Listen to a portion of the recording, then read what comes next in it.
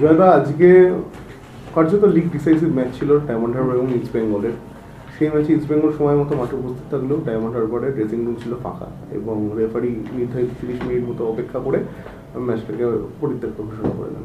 তো সেই জায়গায় দাঁড়িয়ে যেটা আইপিএল গঠনতন্ত্র বলে, সেখানে কোনো দল যদি এরকমভাবে ম্যাচ বয়কট করে, সেক্ষেত্রে অপোনেন্ট যে টিম আছে সে ওয়াকওভার পেয়ে যায় এবং 3.3 গোল সেটা সেক্ষেত্রে দেওয়া হয়। তো এই ক্ষেত্রে কী হবে? এটা কি টুর্নামেন্ট? এই ব্যাপারটা ডিপেন্ড করে রেফারিজ রিপোর্ট, ম্যাচ কমিশনারের রিপোর্টের উপরে।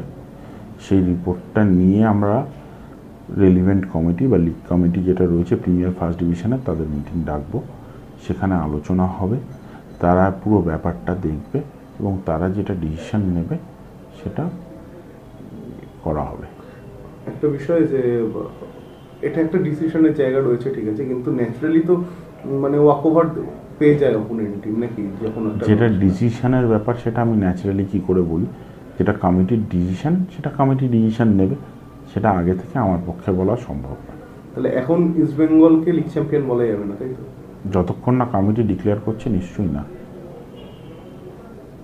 আমাদের সিস্টেম হলো কমিটি বসে, সবার পয়েন্ট দেখে ডিসাইড করে তারপরে ডিক্লেয়ার করে যে কার কি পয়েন্ট আছে, কার কি র্যাঙ্কিং আছে। সেটা কমিটি মিটিংয়েই ডিসাইড হয়।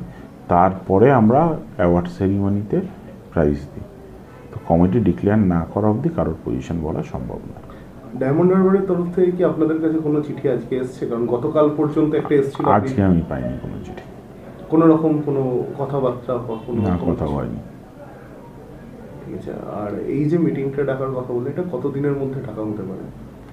এখনও তো আরও একটা ম্যাচ বাকি আছে, এর মধ্যে আমরা আলোচনা করে দেখি সবার সাথে।